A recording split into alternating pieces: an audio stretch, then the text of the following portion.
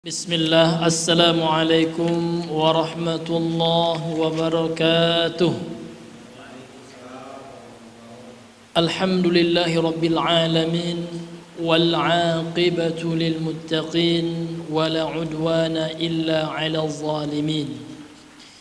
Ashhadu an la ilaha illallah wahdahu la syarika lah, wa ashhadu anna Muhammadan abduhu wa rasuluh. Allahumma salli wa sallim wa barik ala nabiyyina Muhammadin wa ala alihi wa sahbihi wa man tabi'ahum bi ihsanin ila yaumiddin. Faqad qala Allah ta'ala fil Qur'anil Karim: Ya ayyuhallazina amanu ittaqullaha haqqa tuqatih wa la tamutunna illa wa antum muslimun, amma ba'd. Fa innal asdaqal hadisi kitabullah wa khairal hadi hadi Muhammadin sallallahu alaihi wasallam wa syarrul umuri muhdatsatuha wa kullu muhdatsatin bid'ah wa kullu bid'atin dhalalah wa kullu dhalalatin finnar. Nas'alullaha as-salamata wal afiyah. Ma'asyiral muslimin rahimani wa rahimakumullah, kita kembali bersyukur kepada Allah. Hendaknya kita mengucapkan alhamdulillah. Ketika kita mengucapkannya, kita renungi betul seluruh nikmat, rahmat, kasih sayang Allah yang telah Allah berikan kepada kita sangat luar biasa, sangat banyak. Karena Allah itu Ar-Rahman Ar-Rahim. Bismillahirrahmanirrahim. Surah Al-Fatihah ayat pertama menurut pendapat yang kuat dari kalangan para fuqaha ahli fikih, bahwasanya basmalah termasuk Al-Fatihah ayat yang pertama. Allah Subhanahu wa taala memiliki sifat Ar-Rahman, ya. Ar-Rahim. Ini nama Allah, dalamnya terkandung sifat rahmat. Allah zat yang memiliki rahmat yang sangat banyak, yang sangat luas. Hadirin yang dimuliakan oleh Allah. Bayangkan saja, ya, Allah Subhanahu wa taala ketika menyebutkan sifat-sifat hamba yang Allah cintai. Jadi Pak, dalam Al-Quran Allah menyandarkan sesuatu kepadanya itu adalah sesuatu itu mulia di sisi Allah. Seperti Baitullah, rumah disandarkan kepada Allah. Jadilah dia Ka'bah, jadilah dia kiblat. Nabi disandarkan kepada Allah menjadi Nabiullah, jadilah dia makhluk yang mulia. Jadi dalam surah Al-Furqan ada namanya Ibadur Rahman. Ibad itu jamak dari abid, yang artinya hamba. Ibad maksudnya hamba-hamba. Ar-Rahman disandarkan kepada Allah, karena Ar-Rahman itu salah satu nama Allah. Sehingga jadilah mereka orang-orang yang mulia. Bagaimana sifat mereka?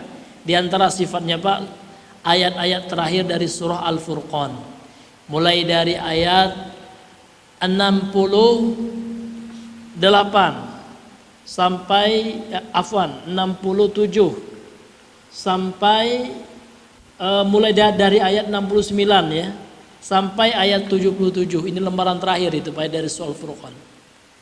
69 sampai 77. Jadi untuk mengawali pembahasan kita, mari kita renungi ayat yang sangat luar biasa ini, Pak. Dalam ayat 69-nya surah Al-Furqan ini Allah berfirman: "Walladzina la yad'una ma'allahi ilahan akhar wa la yaqtuluna an-nafsa allati harramallahu illa bil haqq wa la yaznun wa man yaf'al dzalika yalqa asama." Apa kata Allah? Walladzina la yad'una, dan orang-orang yang tidak beribadah, tidak menyeru, berdoa bersama Allah dengan sesuatu apapun. Dalam artian kata, orang tidak berbuat syirik gitu. Wala yaqtuluna an-nafsa allati harramallah, dan mereka juga tidak membunuh jiwa yang Allah haramkan untuk dibunuh, illa bil haq, kecuali atas dasar kebenaran, seperti qisas dan lainnya. Wala yaznun, dan mereka juga tidak berzina. Wa may yaf'al dzalika, barang siapa yang melakukan dosa-dosa itu, berbuat syirik, membunuh, berzina, dan dosa-dosa yang lainnya, itu hanya misal saja yang Allah jelaskan. Karena 3 dosa ini adalah sebagai perwakilan dosa-dosa yang di bawahnya. Jadi kalau orang melakukan itu, kata Allah, wa may yaf'al dzalika yalqa asama, dia akan berjumpa dengan Allah ya dengan keadaan yang hina sebagai pelaku dosa. Kemudian Allah dalam ayat yang selanjutnya mengatakan, illa man taba wa amana wa amila amalan salihah. Perhatikan Pak ya, kecuali orang-orang yang bertobat kepada Allah. Lihat, Allah buka pintu tobat. Tadi yang berbuat syirik, tadi yang membunuh, tadi yang berzina, kata Allah illa man tab, kecuali yang bertobat, wa amana, dia beriman kepada Allah, wa amila amalan salihah. Ada 3 Pak ya, taubat, beriman, dan dia melakukan amal saleh. Apa yang Allah berikan? Faulaika yubaddilullahu ya sayyiatihim hasanat. Luar biasa kasih sayang Allah. Tadinya berbuat syirik, bertobat, beriman, beramal soleh, Allah ganti maksiatnya, kesalahan mereka itu dengan amal, dengan kebaikan, dengan pahala. Wa kana Allahu ghafurur rahima, dan Allah adalah zat yang ghafur, yang banyak mengampuni dosa.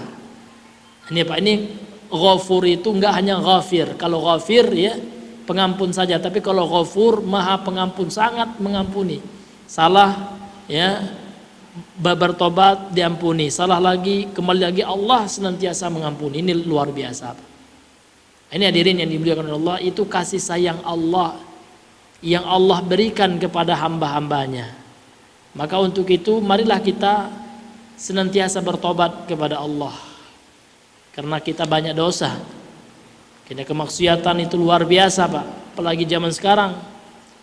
Media ya banyak sekali menjadi sebab seseorang terjerumus ke dalam kemaksiatan. Maka ya kita lakukan apa yang diberikan oleh Allah arahan, yaitu senantiasa bertobat kepada Allah Subhanahu wa taala. Kemudian kita juga tidak melupakan hadirin, sebagai bentuk empati kita, solidaritas kita sebagai kaum muslimin ya, jangan kita lupakan doa kita kepada teman-teman kita, saudara kita seagama, seiman dia di Palestina.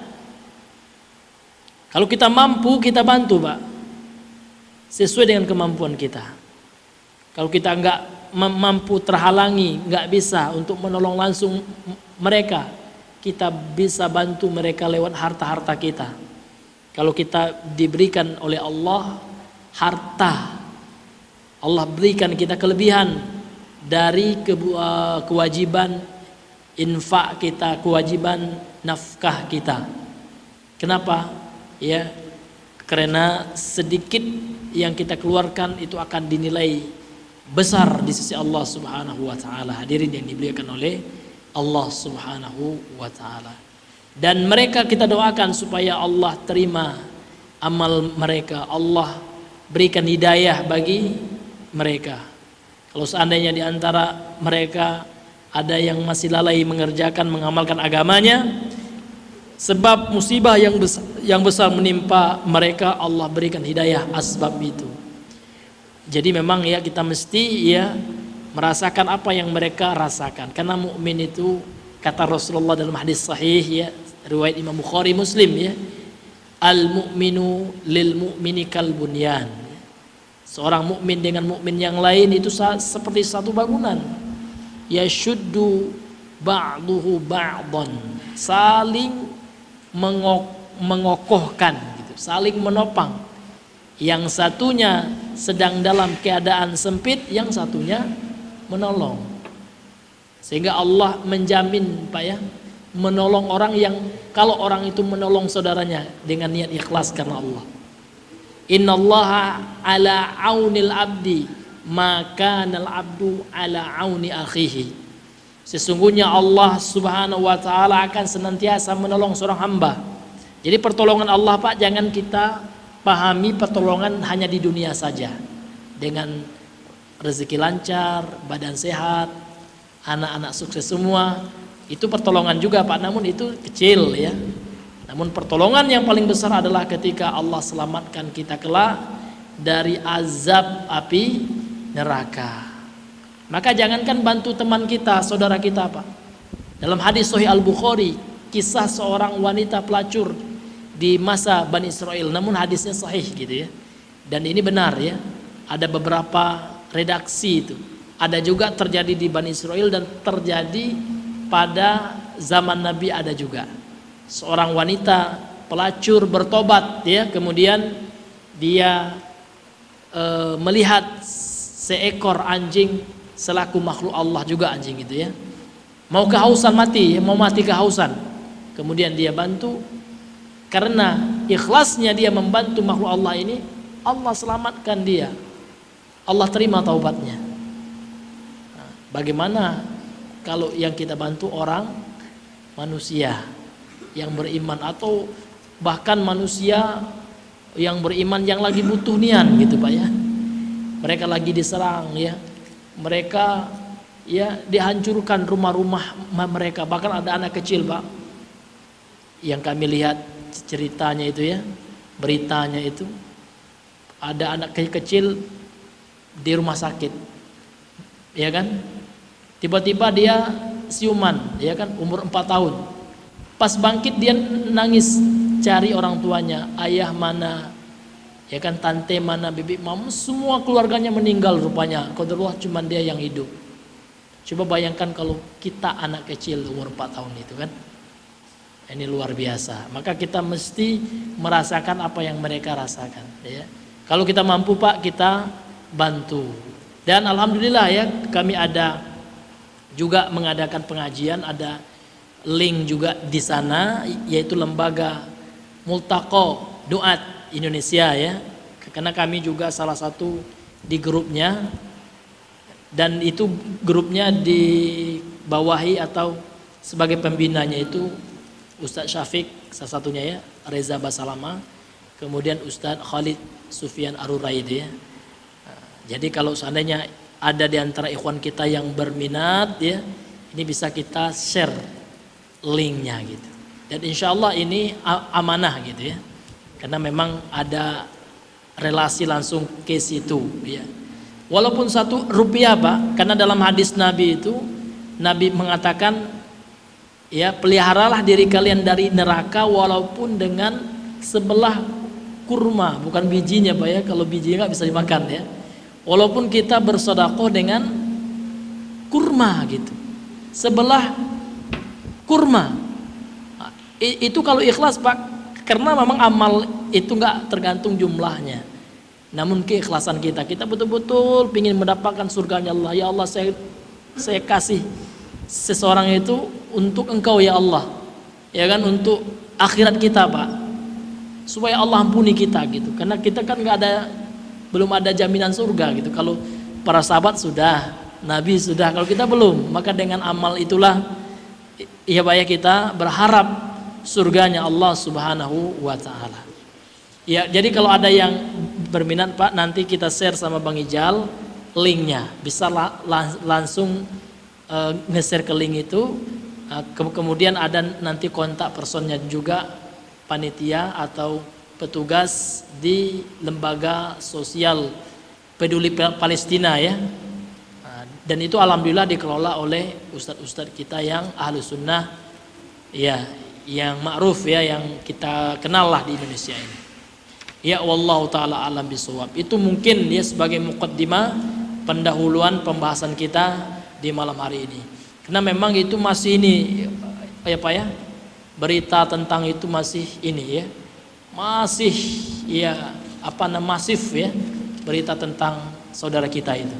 Mudah-mudahan ya kita berdoa kepada Allah Subhanahu wa taala, mudah-mudahan mereka Allah berikan kesabaran. Itu yang penting Pak ya, sabar.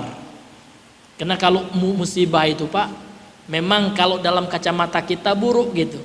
Namun belum tentu buruk di sisi Allah. Boleh jadi Allah ingin menyediakan surga-surga bagi mereka yang terbunuh. Ya kan? Sudah ada surga. Kalau kita kan belum tahu. Boleh jadi kita yang buruk ya kondisi kita. Nah ini maka kita mesti ya mendoakan mereka ya, mudah-mudahan ya mereka diterima amal solehnya yang meninggal, mudah-mudahan husnul khotimah, mudah-mudahan mereka dihitung sebagai mati syahid atau syuhada di sisi Allah SWT. Karena mereka memang dijajah Pak ya. Ya, negeri mereka dihancurkan, ya, rumah mereka dibombardir gitu. Padahal mereka rakyat sipil itu nggak tahu menahu Pak, masalah politik mereka nggak tahu ya. Mereka nggak tahu menahu gitu. Yang menyerang duluan bukan juga rakyat sipil itu, cuman ada satu kelompok pejuang saja, pejuang kata mereka pejuang Palestina, saya juga nggak tahu gimana gitu ya. Namun yang kita lihat adalah rakyat sipilnya yang menderita, yang tidak berdosa, yang tidak tahu menahu ya. Ini yang menjadi kekhawatiran kita dan kesedihan kita bersama ini hadirin yang dimuliakan oleh Allah. Taib ya, kita lanjut kepada pembahasan kita. Kita masih membacakan dan membahas kitab yang berjudul At-Tabarrukul Masyru'u wal Mamnu. Ya, tabarruk ngalap berkah yang disyariatkan dan yang dilarang. Kemudian berkata penulis, qala al-muallifu rahimahullahu taala, berkata penulis yang semoga dirahmati oleh Allah Subhanahu wa taala, kalau dalam PDF-nya halaman 24. Yaqulu Ibnu Utsaimin fi Al-Qaul Al-Mufid. Berkata Imam Ibnu Utsaimin dalam kitabnya Al-Qaul Al-Mufid. Ini kitab penjelasan kitab tauhid ya. Juz'a wahidin ya. Pada juz yang pertama safhata arba'atin wa tis'ina ba'da mi'atin, halaman 194.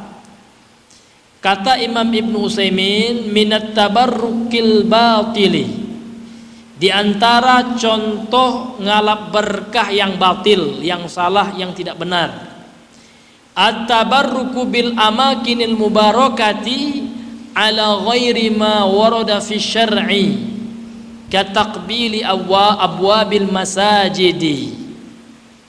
Jadi beliau Syekh Utsaimin memberikan contoh kepada kita tentang tabaruk yang enggak benar, yang batil, yaitu ngalap berkah di tempat-tempat yang memang tempat itu berkah ini Pak. Jadi ngalap berkah memang tempat itu berkah gitu, tempatnya memang berkah. Namun yang jadi masalahnya kata beliau ala ghairi ma warada fi syar'i, akan tetapi caranya yang tidak sesuai dengan apa yang terdapat dalam syariat. Supaya tempatnya memang berkah seperti masjid, apalagi Masjid Nabawi atau Masjid Al-Haram atau Masjid Al-Aqsa misalkan.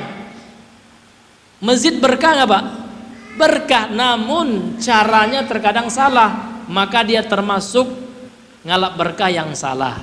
Nah, ini contohnya ngalap berkah di tempat berkah namun metodenya salah. Contoh beliau bawakan di sini, katakbili abwabil masajidi, seperti mencium pintu-pintu masjid. Ada sebagian orang Pak masuk Masjid Nabawi diciumlah pintunya, gitu ya.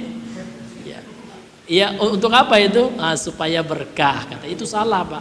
Memang masjid itu berkah betul. Masjid Mautinul Mubarakah, Al-Mawatinul Mubarakah betul, tempat-tempat yang mengandung keberkahan. Apalagi kalau kita baca Quran, kita sholat. Namun bukan caranya mencium-cium pintunya, gitu. Wattamassuhi bi'a'tabiha, atau mengusap-ngusap ya tiang-tiang masjid itu. Bukan begitu cara ngalap berkah di masjid. Caranya salah gitu, Pak.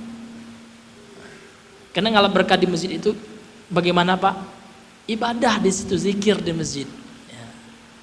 Kemudian apalagi sholat tahiyatul masjid itu berkah insyaallah. Karena setiap sunnah itu pasti berkah, pasti baik, kena dapat pahala.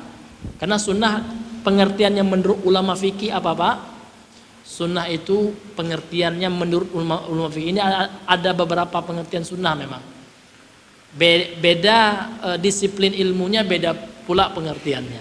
Kalau menurut ulama fikih fuqaha ya, jamak dari faqih, faqihun jamak fuqaha ya.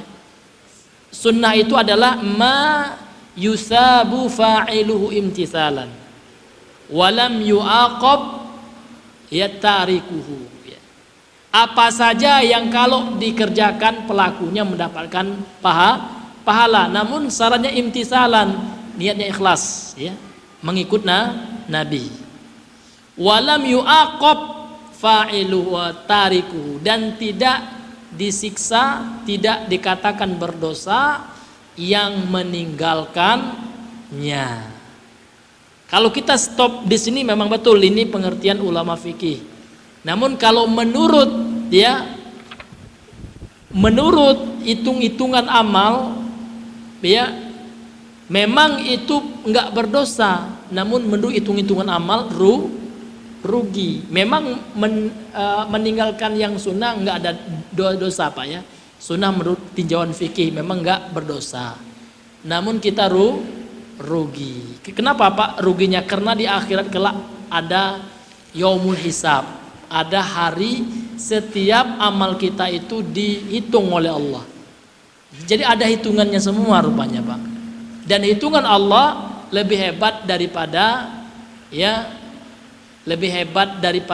ahli matematika atau ahli apa, Pak? Akuntansi ya.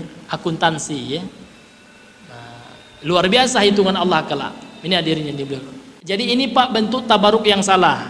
Nah, memang tempatnya berkah betul, masjid betul berkah, namun caranya yang salah. Seperti apa, Pak? Mencium pintu-pintu masjid atau mengusap ya tiang-tiangnya.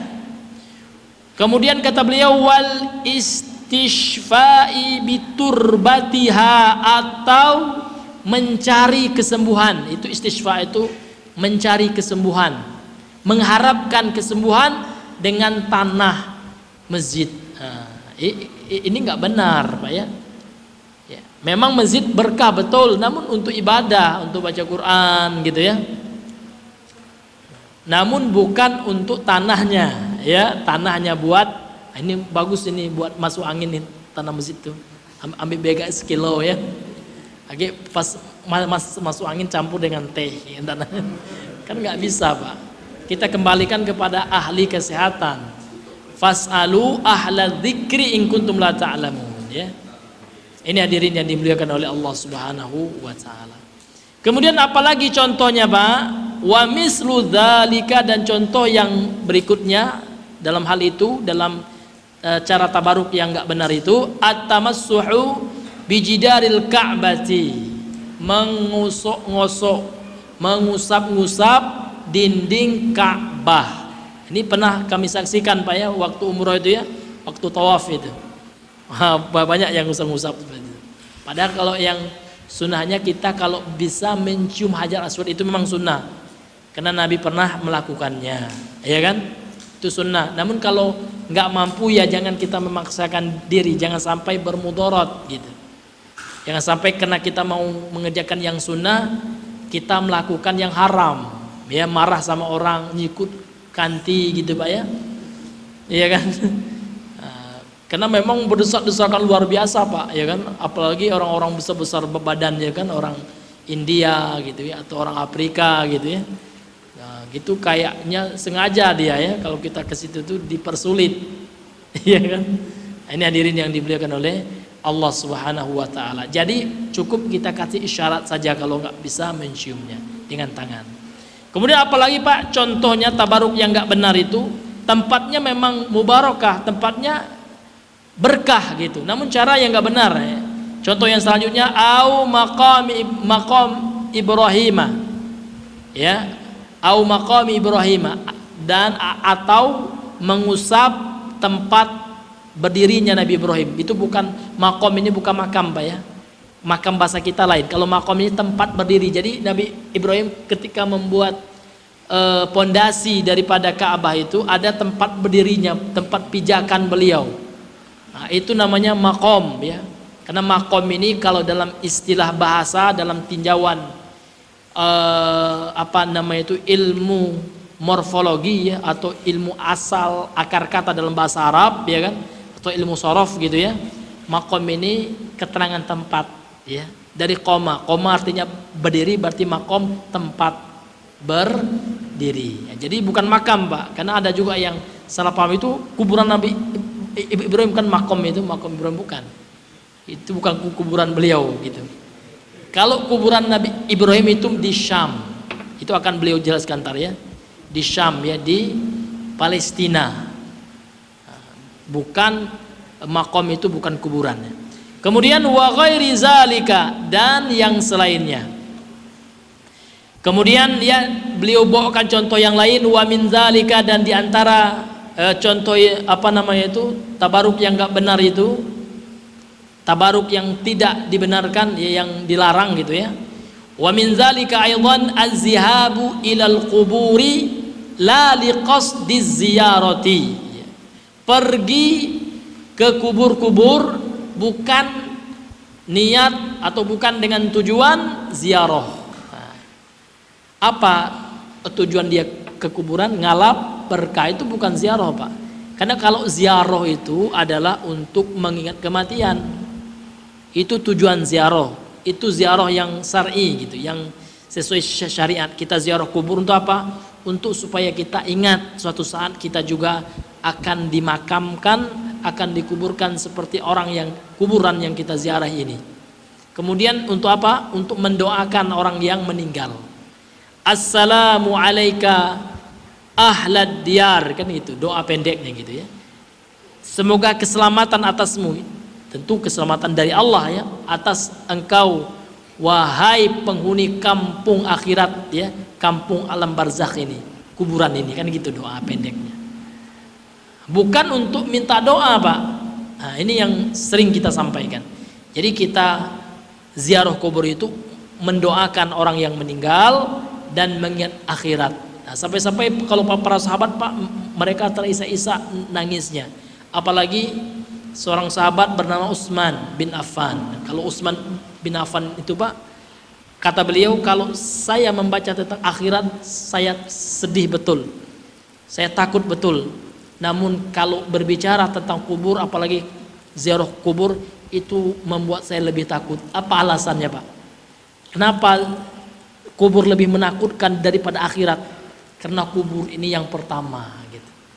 Kubur ini adalah ya fase sebelum fase akhirat, dan di kuburan itu barometer Pak.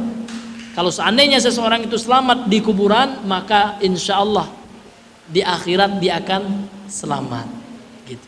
Dan kalau seorang di kuburan itu sudah kena siksa Pak, walau alam Pak ya, selamat atau enggak ketika di akhirat. Maka lebih dahsyat lagi tentang kuburan itu. Makanya beliau ya kalau ziarah kubur itu beliau sangat ya, sangat merenunginya dan sangat takut gitu ya. Bahkan sampai-sampai ya beliau ya menangis terisak-isak seperti itu Pak. Sampai-sampai beliau mengatakan innal qubura ya raudhatun min riyadil jannah. Sesungguhnya kuburan itu kalau orang yang benar ya, kuburan itu bisa menjadi salah satu taman dari taman-taman surga. Namun sebaliknya, kuburan juga merupakan ya salah satu lubang dari lubang-lubang api neraka. Seperti itu hadirin yang dimuliakan oleh Allah Subhanahu wa taala. Jadi ada orang pergi ke kuburan niat bukan ziarah. Nah, itu termasuk ya ngalap berkah yang dilarang. Ngalap berkah di kuburan itu maksudnya. Kemudian kata beliau, wa innama li qasdi du'a indaha. Orang ini pergi ke kuburan ini untuk berdoa saja di sisi kuburan itu. Li ajli barokatiha, dia berdoa di kuburan itu karena dia meyakini kuburan itu berkah. Ya kan? Karena keberkahan kuburan itu. Wa'tiqad anna du'a indah afdol, dan keyakinan sesungguhnya berdoa di sisi kuburan itu lebih utama. Nah, ini termasuk ngalap berkah yang batil, yang mamnu, yang terlarang. Nah, kuburan apa saja Pak? Sama ya. Nak kuburan mak kita, nak kuburan bibi kita, nak kuburan syekh siapa ya, atau wali siapa gitu, sama saja. Niatnya kan sama.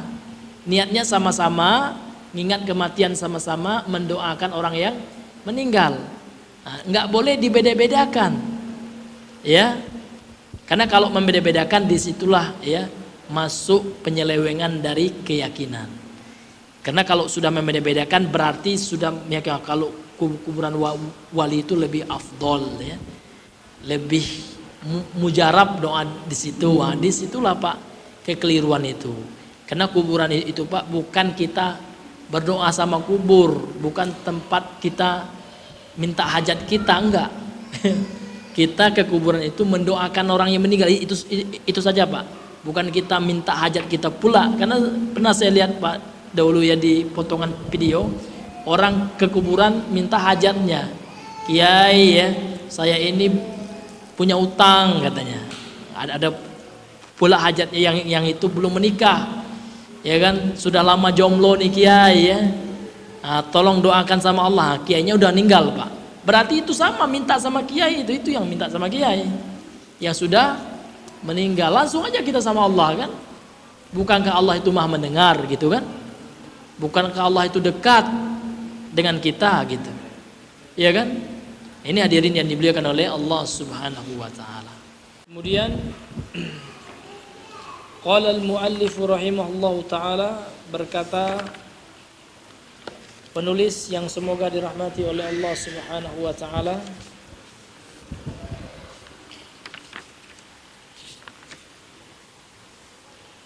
qala Syekhul Islami fil Fatawa, berkata Syekhul Islam dalam kitab beliau kumpulan fatwa. Jadi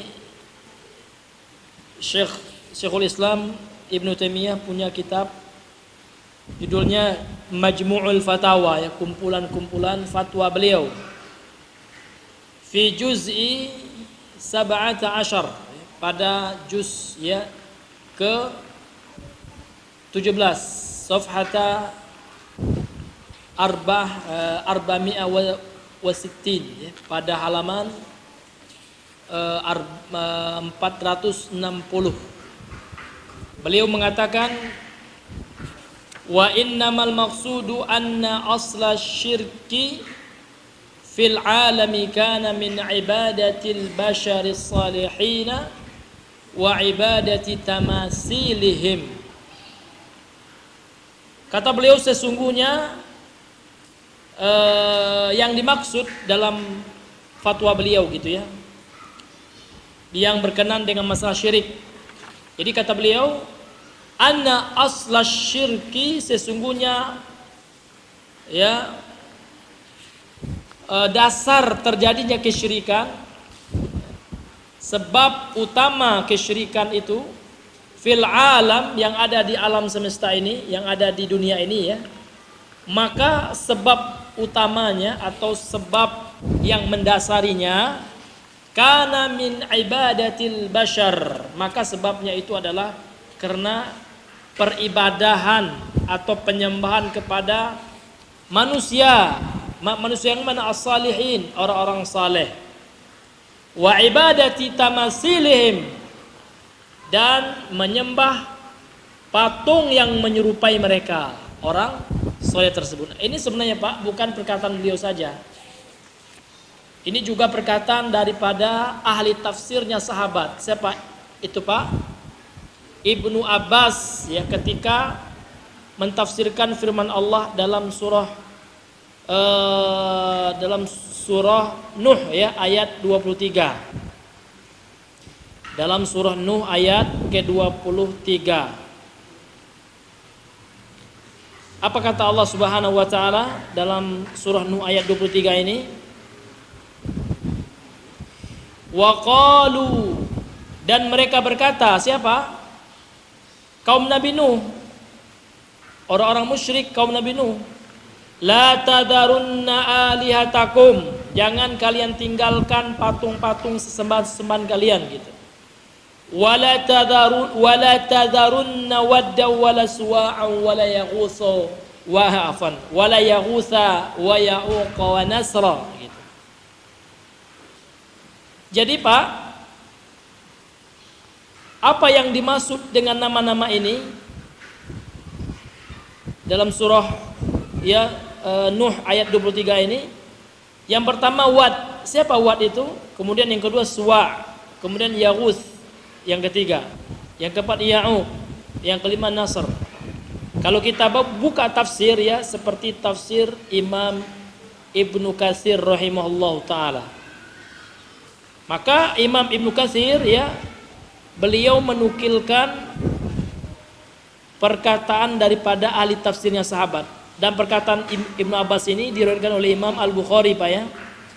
Al-Imam Al-Bukhari dalam sahihnya. Jadi dalam sahih Al-Bukhari ini beliau yang meriwayatkan perkataan daripada Al-Imam Ibnu Abbas ya, sahabat yang mulia.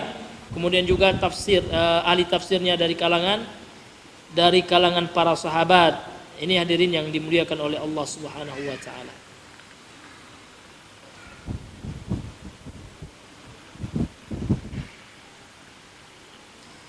Dan riwayatnya banyak ya. Ini tidak hanya dari Ibnu Abbas ya, kemudian dari ahli tafsir dari murid-murid Ibnu Abbas yang lainnya juga ya, meriwayatkan perkataan yang maknanya sama. Ini hadirin yang dimuliakan oleh Allah Subhanahu wa taala. Wa qala, ini kata Imam Ibnu Katsir ya. Wa qala Ali bin Abi Thalhah, berkata Ali bin Abi Thalhah an Ibnu Abbas, dari Ibnu Abbas.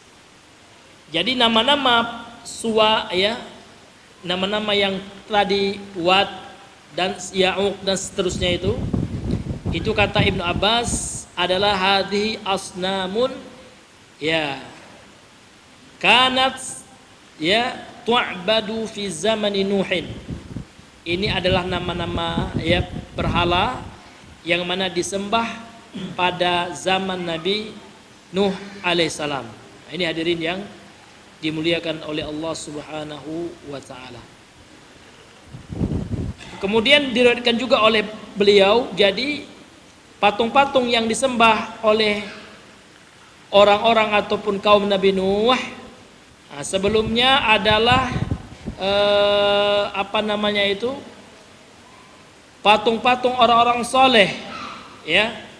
Kemudian setelah meninggal orang-orang soleh ini, Wad itu orang soleh ya, Ya'uq itu juga orang soleh ya, dan seterusnya itu ketika meninggal maka kaum Nabi Nuh ya membuat patungnya, membuat monumennya untuk mengenal jasa-jasanya. Namun sebelum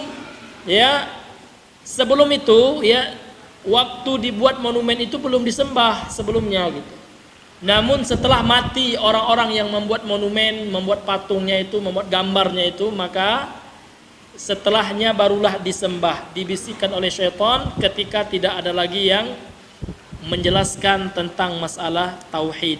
Ini hadirin yang dimuliakan oleh Allah Subhanahu wa taala.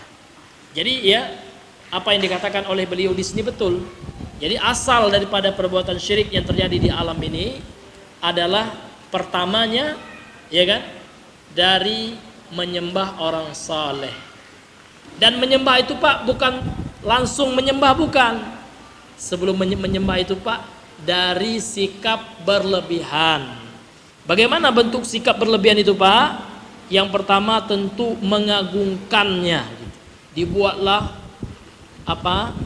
gambarnya dulu. Nah, ya kan? Ini kan pahlawan Islam ini buat gambarnya. Setelah dari gambar naik lagi tingkatannya, dibuatlah karikaturnya. Ya kan? Kemudian buat patungnya, monumennya. Ternyata setelah ratusan tahun, setelahnya memang generasi ini belum menyembah gitu. Namun ini ya bisa mengantarkan menjadi sebab supaya patung itu disembah, sehingga dalam Islam itu nggak boleh. Ya, para ulama fikih sepakat ya bahwasanya menggambar makhluk bernyawa yaitu ya diharamkan. Melukis ya Pak ya, apalagi mematung.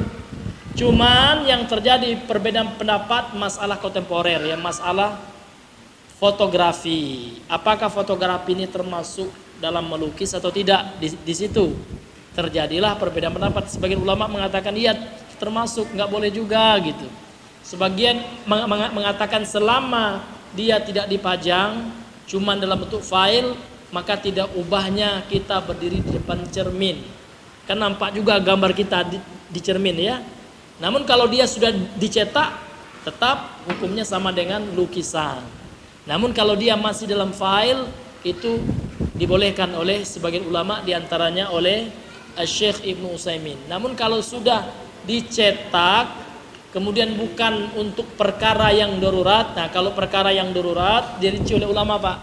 Contoh ya, perkara darurat itu SIM, ya kan, tanda pengenal. Apalagi Pak, KTP. Apalagi orang hilang. Ini macam mana pula anda ada foto ya, mana? Ya kan, lukis tidak boleh kan haram ya. Kalau foto tidak boleh juga, macam mana kan gitu. Macam mana nak mencari orang gitu. Nah ini hadirin yang dimuliakan oleh Allah, itu pengecualiannya Pak. Taib, kemudian kita lanjutkan apa kata beliau? Wahumul maksuduna, dan merekalah yang dimaksudkan. Jadi maksud mereka itu mereka nyembah patung itu, patung dari orang soleh itu.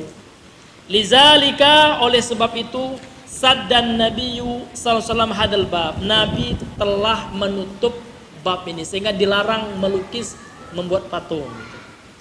Kenapa? Karena bisa mengantarkan ke dalam perbuatan syirik. Contoh saja Pak, Nabi dan ulama sepakat semuanya Pak. Kalaulah menggambar itu baik, pasti menggambar bentuk Nabi lebih utama. Kenapa?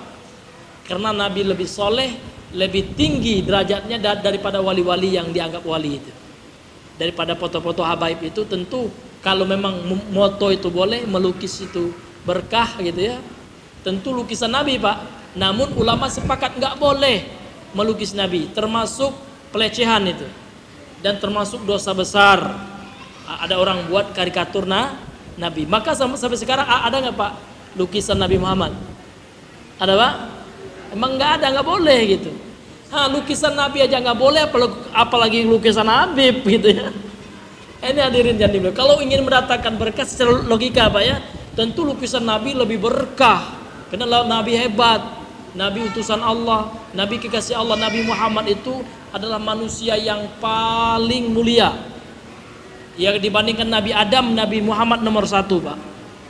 Bahkan Nabi Muhammad lah yang pertama kali buka pintu surga, itu sebutkan dalam hadis sahih ya. Yang pertama bukanya adalah Nabi Muhammad.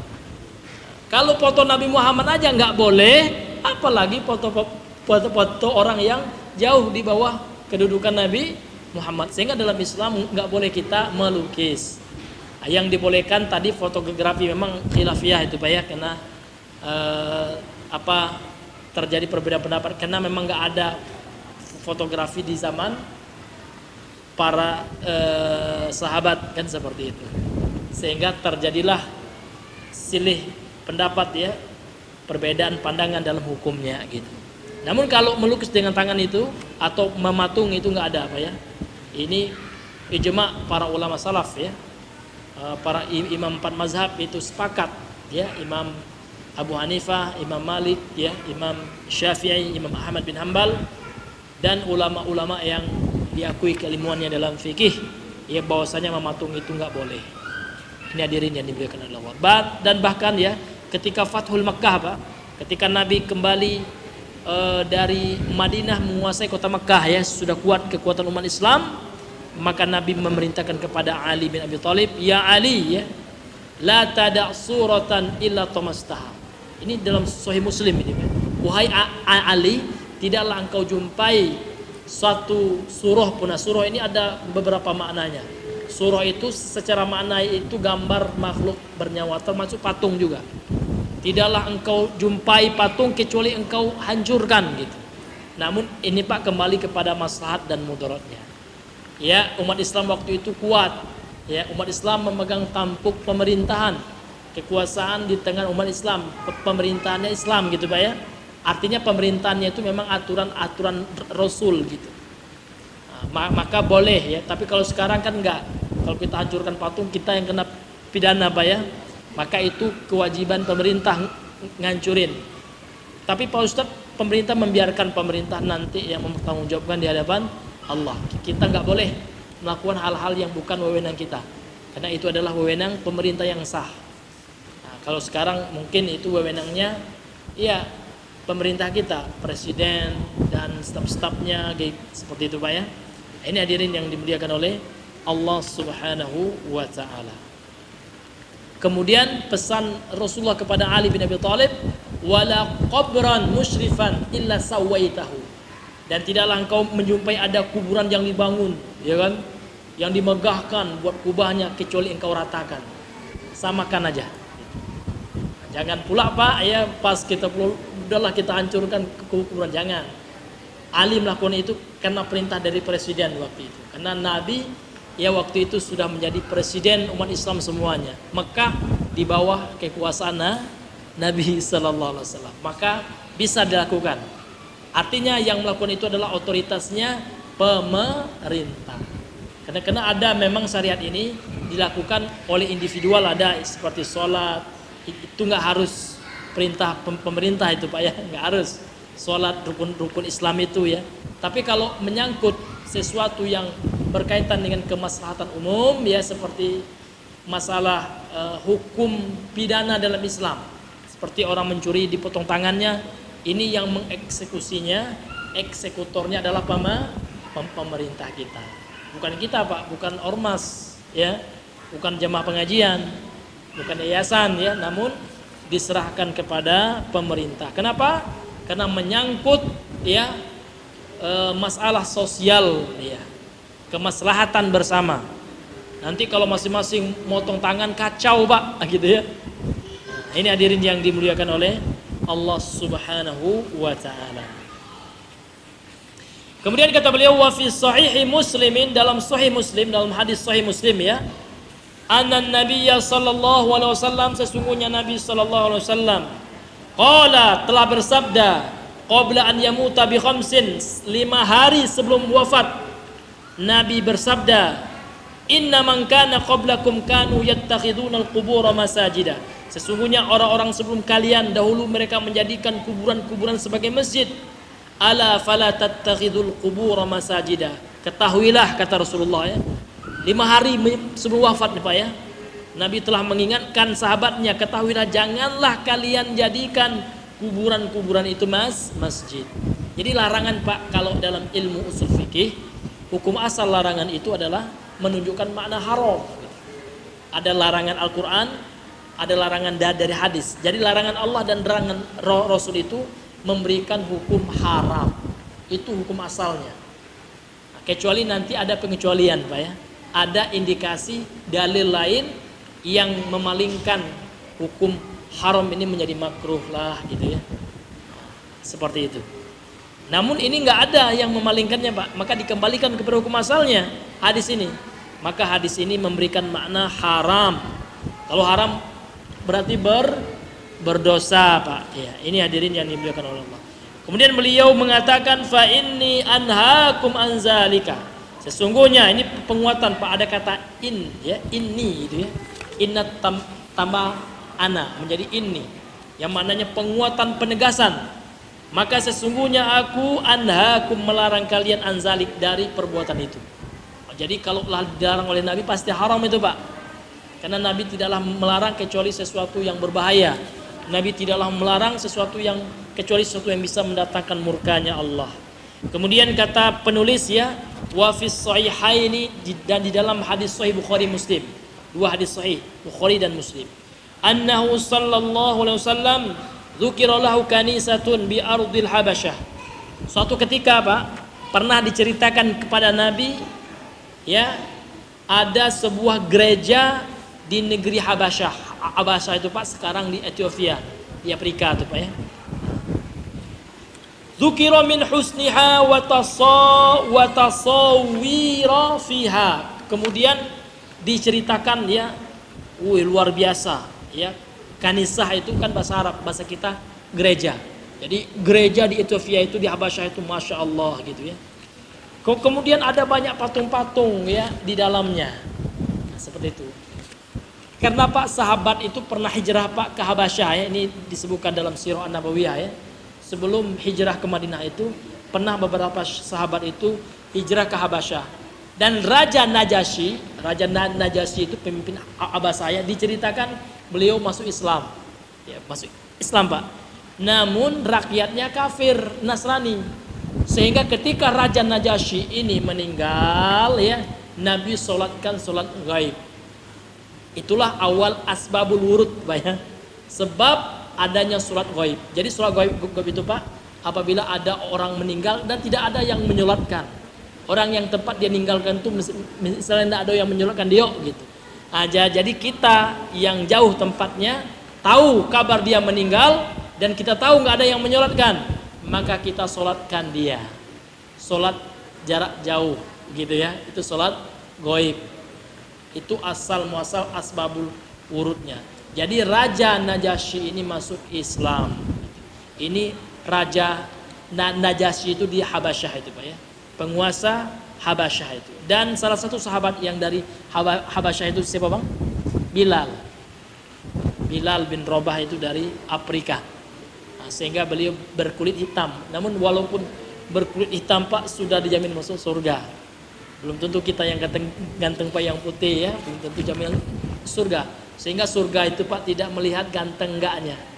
Yang dilihat adalah ketakwaan, amal hatinya, kebaikannya gitu. Bukan gantengan Pak ya. Ya, namun adalah ketakwaannya kepada Allah Subhanahu wa taala. Kemudian kata Rasulullah, faqala, lantas Rasulullah bersabda, inna haula'i idza mata minhum ar-rajulu shalih, sesungguhnya mereka orang-orang Nasrani di Habasyah itu apabila meninggal orang soleh di antara mereka, banau ala qabri masjidan, mereka bangun masjid di atas kuburnya Pak. Nah, itu kebiasaan Nasrani betul. Wasawwaru alaitil kaswara, kemudian mereka lukis ya buat untuk mengingat orang soleh ini. Dilukislah gambarnya, kemudian dibuat patungnya. Kemudian Nabi mengatakan, ulaika, mereka itu adalah syirarul khalqi indallahi yaumal qiyamah, manusia yang paling jelek ya di sisi Allah pada hari kiamat. Syirar itu Pak jamak dari syar ya, buruk, jelek, manusia yang terjelek gitu Pak. Nah, mau kita mencontoh mereka? Tentu nggak mau Pak. Maka untuk itu jangan kita melukis, jangan bangga pula, wih ini lukisan saya nih dipajang, jangan Pak. Kenapa? Banyak sekali hadis-hadisnya luar biasa. Bahkan dalam Sahih Muslim itu ada satu bab Pak tentang masalah melukis saja. Bahkan di antara siksaan orang yang melukis itu Pak, disuruh kelak, itu hadisnya Sahih Muslim itu ya. Orang yang melukis makhluk bernyawa termasuk buat patung Pak, terkhusus wajah gitu. Kalau kaki, kalau perut itu enggak. Nah, ini pengecualian gitu Pak ya. Ini terkhusus wajah. Maka di hari kiamat disuruh dia meniupkan roh. Tiuplah roh atas bentuk patung yang kau buat atau lukisan makhluk bernyawa yang kau lukis itu. Oh nggak mampu ya Allah katanya. Manalah bisa gitu kan. Nah, kalau seperti itu engkau diazab gitu. Nah ini hadirin, maka haram hukumnya ya. Nah, ini hadirin yang dimuliakan oleh Allah, ini bukan kata saya ya Pak ya. Kita hanya menyampaikan hadis-hadis Nabi Sallallahu Alaihi Wasallam yang berkenaan dengan masalah ini. Ya, kita tutup dengan doa kafaratul majlis. Subhanakallahumma bihamdika, asyhadu an la ilaha illa anta, astaghfiruka wa atubu ilaik. Assalamualaikum warahmatullahi wabarakatuh.